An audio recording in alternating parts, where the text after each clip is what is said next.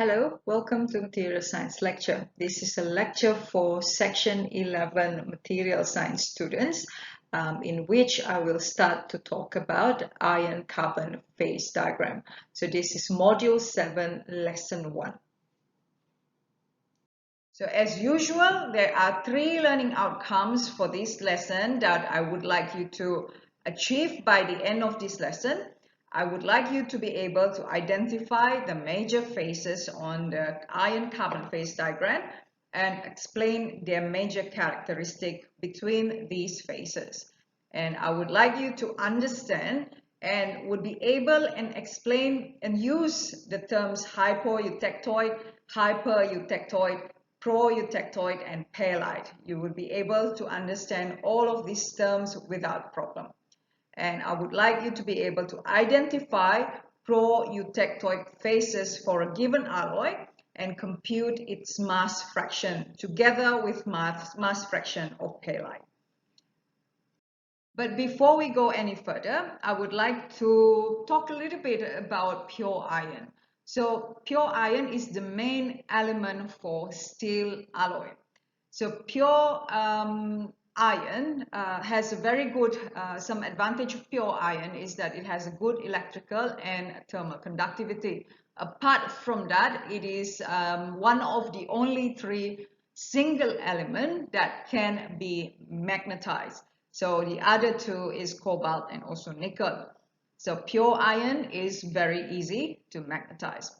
But some of the disadvantages of this iron, of this element, is that it is very, very soft in its pure condition. As a pure metal, it is very, very soft. You can actually use a kitchen knife to slice it. And apart from that, they're quite easily going to be oxidized. So it reacts with oxygen to create rust on its surface. So that's why when you see a non-stainless steel materials, you can see that it has a rust over the surface. This is because the iron element inside that metal has reacted with oxygen to create that rust look outside the material. So it's a form of degradation. So those are some of the disadvantages of this material. So because of these disadvantages, it is very hard for engineers to use it as a structural material. So you can almost never see it to be used as structural engineering materials. However, when we combine it with carbon, what can happen is that we can strengthen these materials. And when the amount of carbon is less than 2%, we call this material as steel. When it's above 2%, we call them with different name.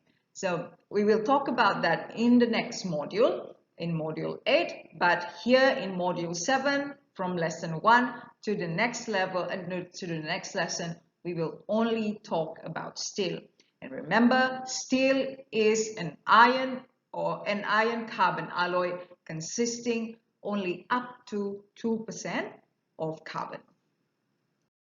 So remember, during the first few weeks of this lesson, I gave you one of this lecture, I give you one homework where you have to do some research on allotropes of iron. So the reason why is that we need that knowledge now for us to be able to understand what happened during solidification process of iron and obviously of iron-carbon alloy as well. So as you have done your research, we know that at atmospheric pressure, there are 3 allotropes form of iron exist, which is alpha iron, gamma iron, and delta iron. So when it's from liquid form, as soon as it's solidified, what happens is when it reaches a temperature of 1538 degrees Celsius, the liquid of pure iron will start to solidify and create a BCC crystal structure that we call as delta iron. But it can only become stable at that point, at that crystal structure until 1394 degrees Celsius. As soon as it gets to 1394 degrees Celsius, the crystal structure is going to change. And the second the second crystal structure that it will take between 1394 to 910 degrees Celsius is FCC crystal structure, and we call them as gamma iron.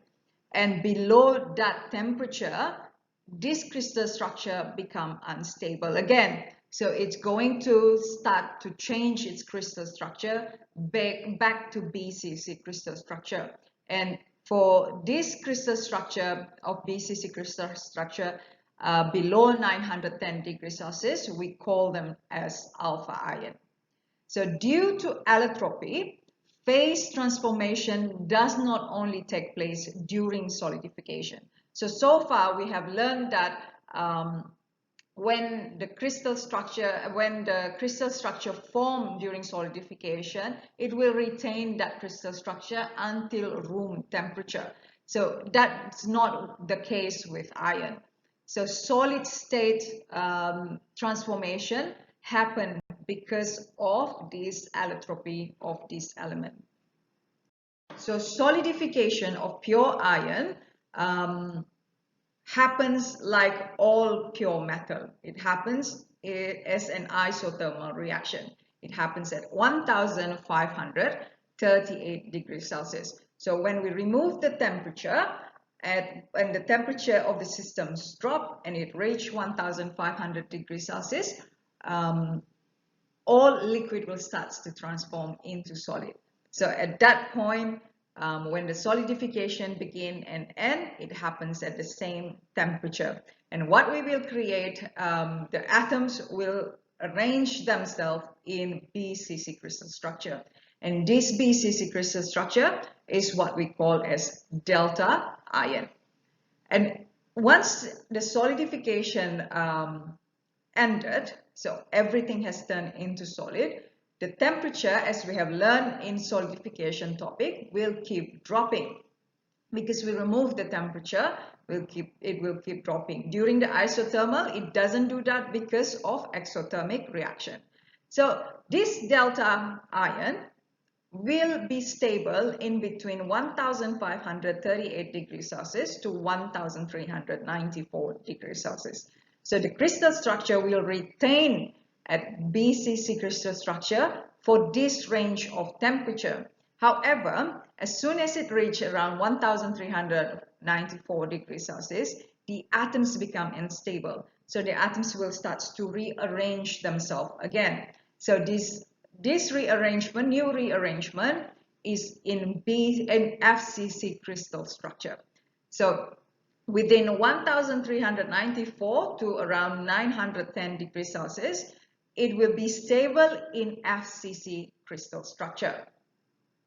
So when it reaches, because we remember we keep removing the temperature from the system, so as soon as it reaches around 912 degrees Celsius or 910 degrees Celsius, the atoms become unstable again in that formation, in that crystal structure. So what it will do is that it will start to rearrange itself again to BCC crystal structure. So the BCC crystal structure below 912 degrees Celsius, we name them as alpha iron. So remember, this change in crystal structure happen in solid phase. So this is a solid phase transformation. Atoms become unstable at certain temperature, so they rearrange themselves. So that is how the allotropes of iron influence its phases. So this is the microstructure of pure iron. So just by looking at this microstructure, we can predict that this material is going to be a little bit softer because there's no other phase exists in this material. So it's homogeneous, pure metal all throughout the volume of these materials. So pure iron has very little use. It is made much more useful by alloying it with other materials. So by adding a small amount of carbon into iron, it will greatly improve its strength. So this is the phase diagram of iron-carbon system. So what we can observe here is actually not a complete phase diagram. So as you can see at the x-axis here, the carbon content is only from 0 to around 6.67 weight percentage. So from what you've learned in Module 6, Lesson 4, when we have a complex phase diagram that consists of intermetallic compound, we can actually isolate those phase diagrams, those regions, and interpret them separately. So this is the case with this iron-carbon phase diagram. So when we add 6.67 weight percentage of carbon with 93.3% of iron, an intermetallic compound of cementite that we call as cementite will be formed. And this cementite has a formula of Fe3C. So this line here actually represents cementite. So this right extreme belong to an intermetallic compound we call as cementite. And the left extreme here belong to 100% of iron. And the isolated region that you can see in this phase diagram only from when carbon concentration, the phases that you can see here is only from when carbon content is 0% up to 6.67. But for this module, for module 7, we are only going to concentrate to a carbon, an alloy consisting of 0 to 2% of carbon. And this alloy is what we call as the steel. So for this module onward, for lesson 1, 2, 3, and 4, when I'm referring to iron-carbon phase diagram, I'm referring to only this region. Before we look into the phase diagram, let's talk a little bit on the solidifications of steel. So we know that when pure iron solidifies, it will start to solidify into BCC crystal structure, which is the delta, then it goes to FCC, which is the gamma, and then it goes to BCC again, which is the alpha. However, due to the presence of carbon atoms in the molten metal, as we have observed with the previous alloy as well, this temperature will be shifted to a lower temperature. So this is the reason behind it is because there are a presence of dissimilar atoms with different chemical properties. So now the atoms of iron, finding it hard for them to bind with their same atoms. So what will happen is that the temperature will shift to a lower temperature. So more often than not, that delta ion, which solidify from liquid at 1500 something temperature, will not be observed because the temperature is going, solidification temperature is going to a lower temperature. So the iron that contain carbon will only start to solidify around 1400 something temperature. So what will happen is that FCC crystal structure will start to form straight away, which is the gamma ion. So at that point, if we have about 2% or less than 2%, the steel will behave during solidification like solid solution. So the atoms will completely solidify or completely soluble in the FCC crystal structure. So the phase that we will create is a complete solid solution with FCC crystal structure where carbon create this FCC crystal structure and iron create this FCC crystal structure with iron residing in the interstitial space as what you can observe here in the schematic diagram. So this create a single phase that we call as austenite. So austenite is the FCC crystal structure of gamma iron with carbon atoms residing in the interstitial spaces.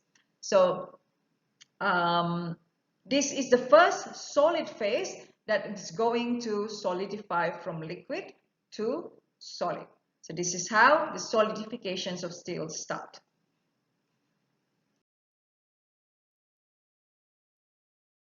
So after that solidification process, where we have created FCC crystal structure that we call as austenite, when the temperature keeps removing, so when we allow these materials to cool to room temperature, this FCC crystal structure, due to allotropic of iron, when the temperature drops, iron will eventually change its FCC crystal structure and transform into BCC crystal structure, which we know as alpha ferrites. So this alpha iron. So this transformation happens in already solidified microstructure. So this is a solid state transformation. So atoms of iron become unstable at lower temperature. It will start to restructure and become BCC crystal structure. So this transformation, remember, happens at low temperature and in already solidified microstructure. So this is what going to happen is that when the FCC crystal structure has the temperature drop, the FCC crystal structure will shrink. It will squeeze out some of the iron atoms and the carbon atoms in the interstitial spaces, create its microstructure, new microstructure with a crystal structure of BCC, and the one that is squeezed out will create an intermetallic compound we call as cementite. So the BCC structure that's formed from the austenite is what we call as ferrite. And the atoms of ions and the compound that's being squeezed out is what we call as cementite. And this is an intermetallic compound with a stoichiometric ratio of iron to carbon of 3:1. So in contrast to the FCC austenite that was formed at a higher temperature, the BCC crystal structure of alpha ferrite already has centered atom. So the body-centered cubic structure of alpha ferrite already has atoms of iron residing in the middle interstitial. So what happened is that for this crystal structure, the BCC crystal structure of alpha ferrite, it cannot dissolve atoms of carbon. So as you can observe in this phase diagram, the portion of the phase diagram, let me change the color of my ink to yellow. You can see that the region where carbon can actually reside in the alpha ferrite to form solid solution only within this region. And the maximum solubility limit of carbon in BCC ferrite is at 727 degrees Celsius or 720, within 727 to 723 degrees Celsius. So within this this temperature, only 0.02% of carbon can reside in BCC crystal structure. And as this temperature drop, you can see that the solubility limit will drop again. So at room temperature, only 0.01 weight percentage of carbon can reside in the BCC crystal structure. So of alpha ferrite. So the solubility limit of carbon in ferrite is actually very, very low. So we can actually say loosely that carbon cannot dissolve in BCC ferrite. So the carbon atom that was present in the austenite, so at a higher temperature, as I have mentioned, at a higher temperature here, the austenite and carbon actually form, it is actually forming a solid solution.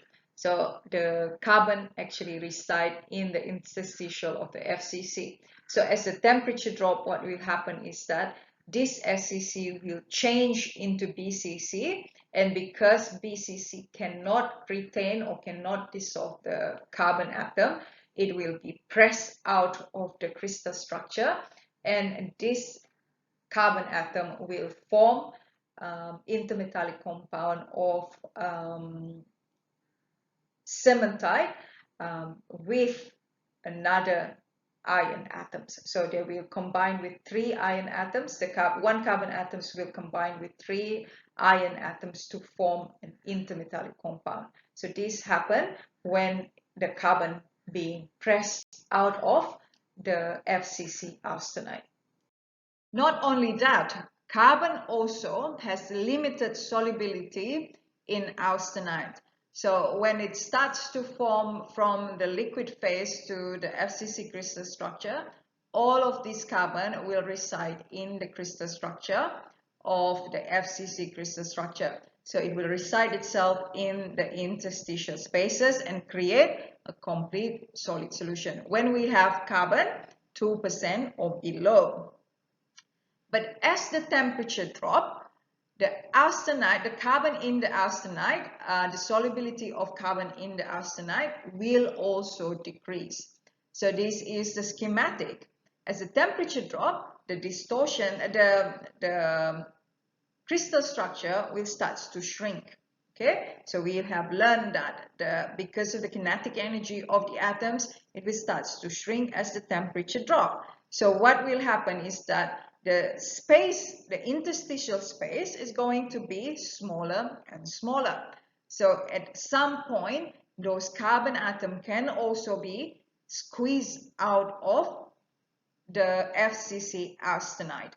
Even though it started with complete solubility limit, which is going to create complete solid solution, but as the temperature drops, the atoms of carbon can also be squeezed out because the lattice size, the lattice parameter is going to shrink.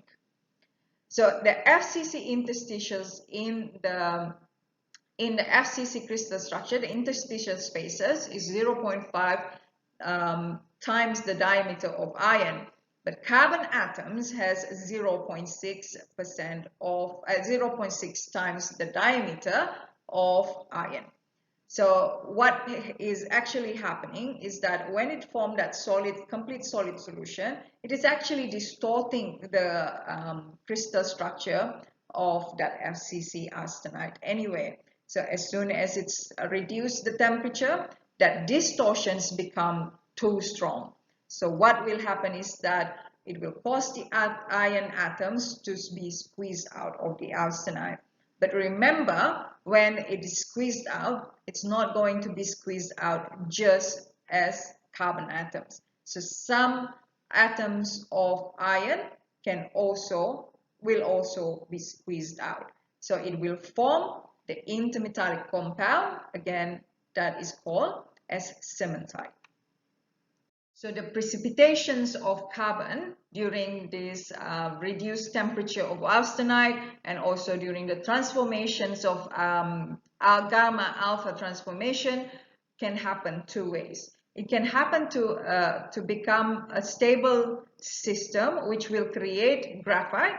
This only happens when we have a lot of amount of carbon. So what will happen? It will precipitate out and it will bind with the other atoms of carbon and create graphite. So the lead for your pencil is graphite. So it's a stable form of carbon. So it's an allotropes of carbon, and we call them as graphite. But when we have a very little amount of carbon, when it precipitates out, it will go to the other route, which will precipitate out as an intermetallic compound, and this is a metastable system, and it will create this intermetallic compound that we call as cementite, and this has a ratio of iron and carbon of 3:1. So for this module, we talk about the steel alloy, and steel alloy only consists of 2% or below amount of carbon, so very little carbon. So the route that we will talk about, the precipitations of carbon, will go to the route of cementite. So in this module, we're only going to look at the intermetallic compound, as this is applied to steel. So when we look into the next module, where we will talk about cast iron, where we have a lot more carbon in our system, then we will go and have a look at the stable system. But for this lecture, we will talk only about intermetallic compound and the formation, how the microstructure change when we have this compound in our steel. So due to this phase transformation and precipitation of carbon, we will create different compositions of carbon. We will see different phase formation on our microstructure. So due to this, we can classify our steel into 3 categories. And the first one that we're going to discuss is eutectoid steel, and then we have hypoeutectoid steel, and lastly we're going to talk about hypereutectoid steel and how the microstructure will be different from one to another.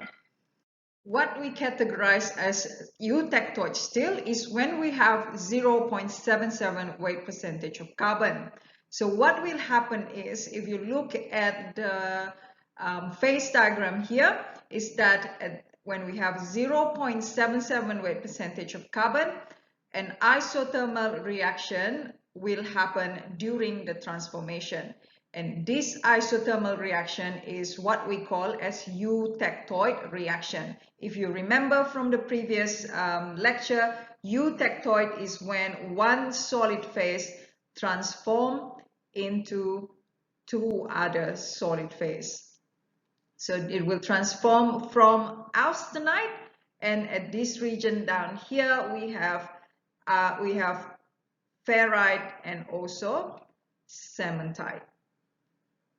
So this is what happened during this transformation, and at this eutectoid point you have 3 phases exist in equilibrium. In these phases is austenite transforming into alpha ferrite and also cementite, Fe3C. So you have all of these phases exist at that point here. So upon cooling, austenite will transform into pearlite, which is the ferrite and cementite in lamellar microstructure. So if you focus here, this is the microstructure of eutectoid steel will look like. And this is what we call as pearlite. And here it is a layered cake formation again between alpha ferrite and cementite. So that is how the microstructure of eutectoid steel will look like. So this is the microstructure, real microstructure of eutectoid composition. So once the temperature lowered below the eutectoid temperature, the steel becomes both ferrite and cementite in a lamellar microstructure. And this lamellar microstructure is what we call as pearlite. So pearlite is cementite plus ferrite in a formation of the lamellar microstructure. So here, this whole microstructure is what we call as pearlite, and we have the bright color as alpha ferrite, and the dark color is the cementite. So what we categorize as hypoeutectoid steel is when we have carbon atoms below the amount of carbon atoms we have in eutectoid composition, which is 0.77%. So it lies, all this alloy lies on the left side of the eutectoid steel. So let's have a look when we have about 0.2% of carbon. So that red line there represent around 0.2% of carbon. So what happened there is that when the transformation from austenite to ferrite happen is that it will happen as soon as it touches this A3 line here. So at that point there, ferrite will start to form. The austenite with FCC crystal structure will start to shrink and it will recrystallize to become BCC. So that phase there, the first one that we will see in our microstructure is what we call as proeutectoid ferrite. So it consists BCC ferrite, BCC crystal structure. Now, at that point, what will happen with the carbon from the austenite? The carbon will go to the surrounding austenite that hasn't been transformed yet. All right, so it will precipitate out and it will go to the austenite. So throughout this region, the proeutectoid ferrite is going to get bigger and bigger, and the amount of carbon in the remaining austenite is going to increase and increase. So the increment is going to follow this line. So you can imagine once it touches this line here, what will happen is that this austenite, the remaining austenite, is going to have the composition of 0.77% of carbon. Now, if you look at the eutectoid composition that create the pearlite microstructure, it is with that composition. So the remaining austenite will start to transform into pearlite. So that's when you see at this point at the 727 degrees Celsius, the remaining austenite will transform into pearlite. So at 727 degrees Celsius, the remaining austenite will transform because it has now a eutectoid composition. It will transform into pearlite microstructure isothermally. So at room temperature, you will have the microstructure that will look like this. You will have the proeutectoid ferrite with pearlite. So the proeutectoid ferrite transform within this region. At this point here, pearlite will start to transform. So the pearlite has a composition of a phase of cementite and also ferrite, alpha ferrite.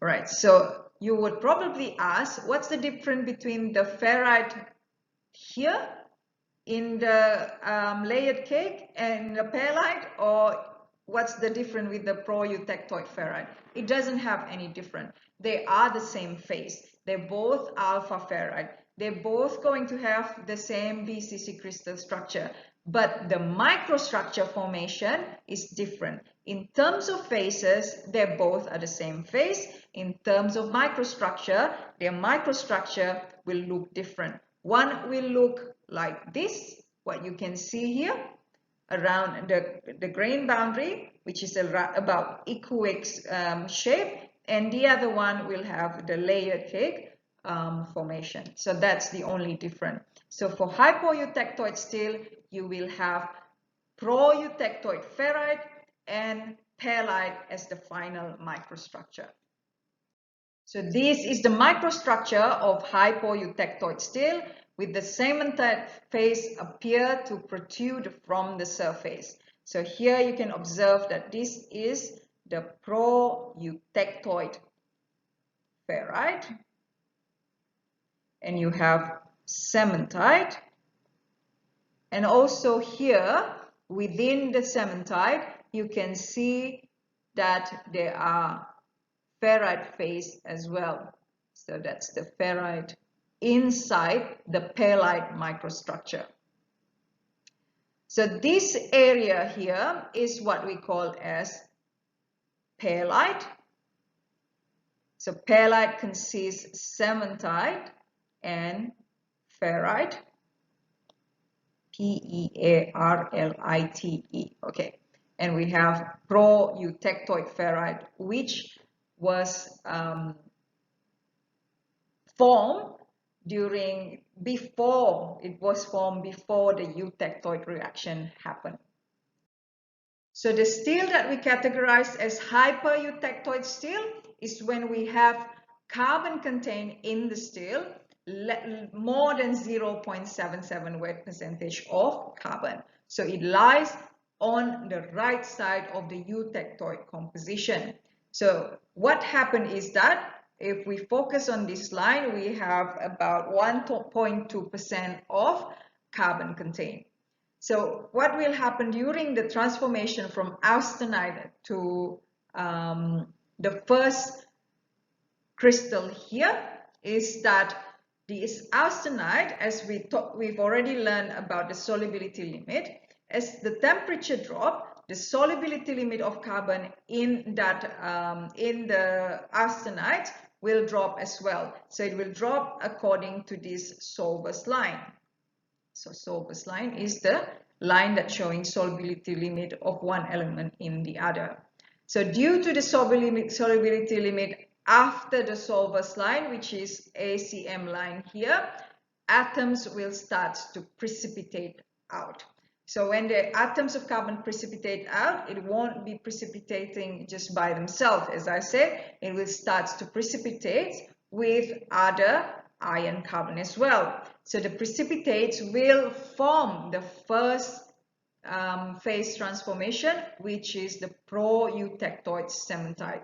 So one carbon atoms will precipitate out with 3 of iron atoms, and it will bind and create the intermetallic compound. So it will create the intermetallic compound on the grain boundary of the austenites. So this will grow bigger and bigger, more and more of the cementite will be formed during this phase transformation in this region here. As soon as it touched this line, you can now visualize that because carbon starts to precipitate out, the remaining carbon in the austenite is going to be lesser and lesser, and that will follow this line here.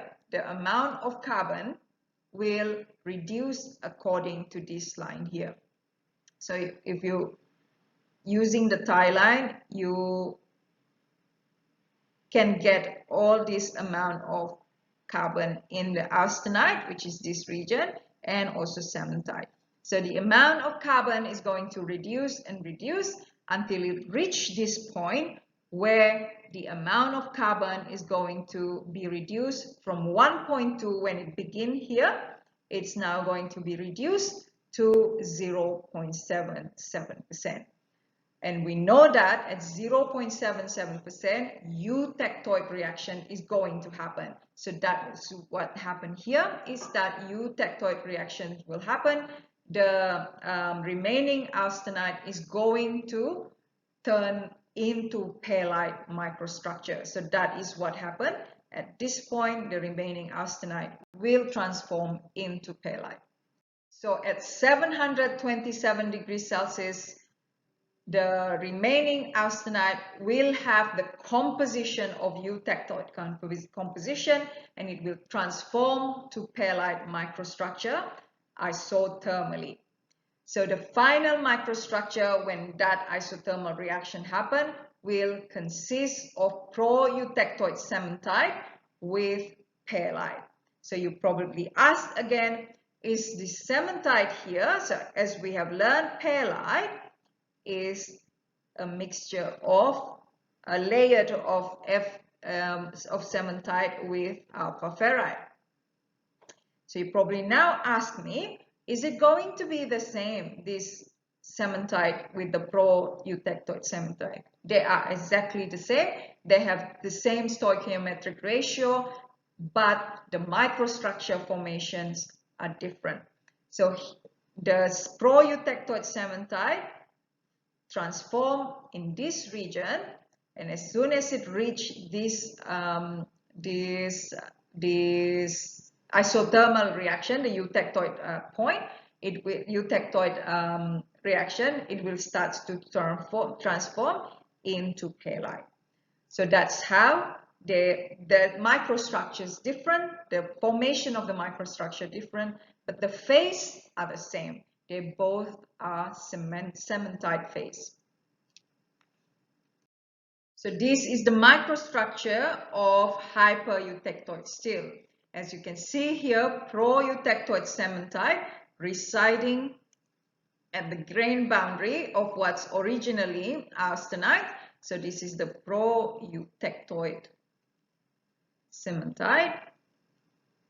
And then you have, as the layered cake inside this grain boundary, you can see this cementite as well, Fe3C, so cementite Fe3C, and it is surrounded by alpha ferrite. So the one in the middle here is what we call as pearlite microstructure, and the one at the grain boundary is the proeutectoid cementite. So here is just a schematic on how the carbon atoms influence the mechanical properties of steel or the iron, pure iron. So if you look here, pure iron has these mechanical properties of this tensile strength and also the hardness. As we increase the amount of carbon, what will happen is that the hardness is increased and also the tensile strength increase. This tendency for the tensile strength decrease as the amount of carbon increase, but it's still much the amount of carbon increase. So but it is much higher if we compare to pure steel. So this is why it is important for carbon atom to be alloyed into iron. The reason why this is happening is that we have introduced grain boundary strengthening. If you remember from module 4 that we have learned strengthening mechanism to materials. So the final lamellar cementite precipitation in the pearlite microstructure will make the dislocation movement more difficult. So we have introduced a lot more grain boundary. So if let's say we have dislocation in this grain here, it will pile up in this. So the same with the others as well. So it will take a lot more energy, a lot more force for this pile up to move from one slip plane to another slip plane. So we have introduced grain boundary strengthening. And also, if you look at the amount of ferrite inside the microstructure, as soon as we have more carbon, we have more cementite in our microstructure. So therefore, we have introduced a lot more. Cementite is intermetallic compound and it has a higher hardness. So our materials has a higher hardness as we introduce more carbon. So it depends on application. We can choose various composition of carbon for our specific applications. So now that we have established the different phases that exist at different temperature, and we also have established the classification of different steel, we want to move on to determination of the phase fraction. So we know that for steel at a room temperature, it will have ferrite and cementite as the phase that exists in the microstructure. So it doesn't matter if it's hypo or hyper, they both are going to have cementite and ferrite in their microstructure. But we want to know what are the fraction of each of these phases for different composition. So for example, I have this question here. I want to find out the mass fraction for each phases of steel at 0.5 weight percentage of carbon at 550 degrees Celsius. So from what we have learned in module 6, we can determine this using lever rules. So what we need to do first is to draw the line representing that alloy. So that alloy consists 0.5 weight percentage of carbon. So I draw this red line representing this alloy. And as you can see, this alloy is a hypoeutectoid steel. So for hypoeutectoid steel, it will have this kind of microstructure in which we have, let me have my pen ready. So this is the phase, proeutectoid phase of ferrite. So this is proeutectoid alpha ferrite. And this region here, we have pearlite. And this pearlite is a microstructure. This lamellar microstructure of pearlite consists alpha ferrite and cementite in lamellar microstructure. So it will sit one next to another. So just similar to what you can see in that microstructure. So we've determined there are only two phases. One is alpha ferrite, so this alpha ferrite will be the same phase, and then we have cementite. So the phase present at this point at 550 degrees Celsius is ferrite and cementite. And the next thing I need to do is to, so this is the dot that you can see in the phase diagram. The red dot represents that constituent line. So what I need to do next is to use lever rules to find out the mass fraction. So with lever rules, what we need to do is to draw the tie line. So I draw that tie line representing the 550 degrees Celsius. And what I need to do next is, so if you remember lever rules, so what we need to do, this is the line represent the ferrite, this is line represent cementite. So we draw that tie line. So this is ferrite, this is cementite, or Fe3C. So this is our fulcrums here. So we need to find out this distance, distance B, and also distance A.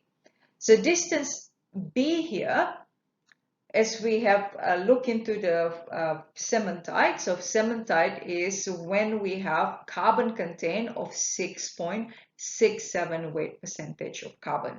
So cementite has a weight percentage of 6.67. So if we draw this phase diagram to the isolated phase diagram, as I show you in the beginning of this lecture, cementite will lie at the 6.67 weight percentage of carbon. So you must use this as your composition for cementite. So that distance from the fulcrum here to 6.67 is 6.17. And then we have the distance from the fulcrum to ferrite. So that ferrite is at around 0.001. So that distance will be about 0.5 or 0.499. So we can say it's 0.99. So what I need to do to find the mass fraction of ferrite, I need to use the distance B divided by the overall distance, the overall length of that lever, times 100. And here I have the mass fraction of ferrite as 92.5. And for cementite, I use the distance of A divided by overall distance, overall length times 100. And I figure out that the mass fraction of cementite is 7.5%. So this is a hypoeutectoid steel where we have the proeutectoid ferrite as the proeutectoid phase. So you can, if you have this microstructure that you can see here, in a bigger picture, you will see a lot more ferrite compared to the cementite. Okay, so that's how we calculate the mass fraction. So if I give you questions, I ask you where the composition is 1.5. So at this composition, then you can use the same technique to find out what's the mass fraction. Also at this point, we also have only two phases. We have cementite as the proeutectoid, and we have we have pearlite that consists ferrite and cementite. So you can use the same technique to find the mass fraction for each of the phases. Now I want to determine the microstructure fraction. So we go back to our microstructure. So this is our microstructure. We said we have proeutectoid ferrite. So I'll just draw this again. And we have the layered cake, the microstructure of pearlite. So we have proeutectoid ferrite, and we want to determine this mass fraction. And the next one we want to determine the mass fraction for this pearlite microstructure, which is both alpha and cementite. So we can use exactly the same technique, but now what we need to do, so we have established that at that temperature for 0.5% of carbon, we have proeutectoid ferrite and also pearlite.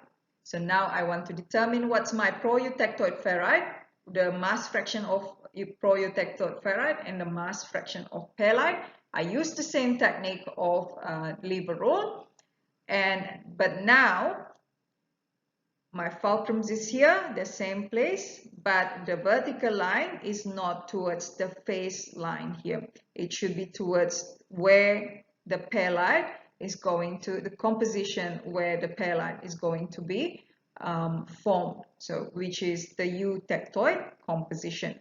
So you draw that line for the lever and get the distance from the fulcrum to the ferrite line and get the distance from the fulcrum to the eutectoid composition. And using the same rules for the proeutectoid ferrite, you use this distance here divided by the overall distance. So this one is 0.27 times 100, and you will get 35% of my microstructure consists of proeutectoid ferrite, and the rest, which is 65%, consists of pearlite. So now you can figure out this microstructure of pearlite is 65% of my final microstructure, and this is 35%. So you can now start doing for, let's say, if you have 1.5, what is going to happen? What's the microstructure mass fraction of proeutectoid cementite? Because in this region, your primary crystal is cementite. So you can calculate that as well. And the phases, you know that you have at this temperature, the phases that you have is ferrite and also cementite. What are the percentage of each phases? So then don't get confused when I ask phases and microstructure. So in summary, we have learned that the microstructural product of an iron-carbon alloy of eutectoid composition is pearlite, which is consisting of alternating layer of ferrite and cementite. Just like the eutectic as well, it is like the layered cake. And then we have also learned that the microstructure of alloy having carbon content less than eutectoid, we call them as hypoeutectoid alloy, and they are composed of proeutectoid ferrite, and in addition we have pearlite microstructure. And as for the hypoeutectoid alloy, we have the primary crystal as the proeutectoid cementite, with pearlite starts to transform at eutectoid temperature, which is 727 degrees Celsius. So the mass fraction of the proeutectoid ferrite phase and pearlite may be computed using lever rules and tie line that extend to the eutectoid composition. So those are the summaries from this video. I hope that you have gained new knowledge from watching this video. So that's about it for this lesson. I will continue our next lesson where I will talk about heat treatment for steel. So when steel has already been solidified, we can still change its microstructure formation by using heat treatment. So that's going to be our next lesson. So thanks for listening. Have a good day.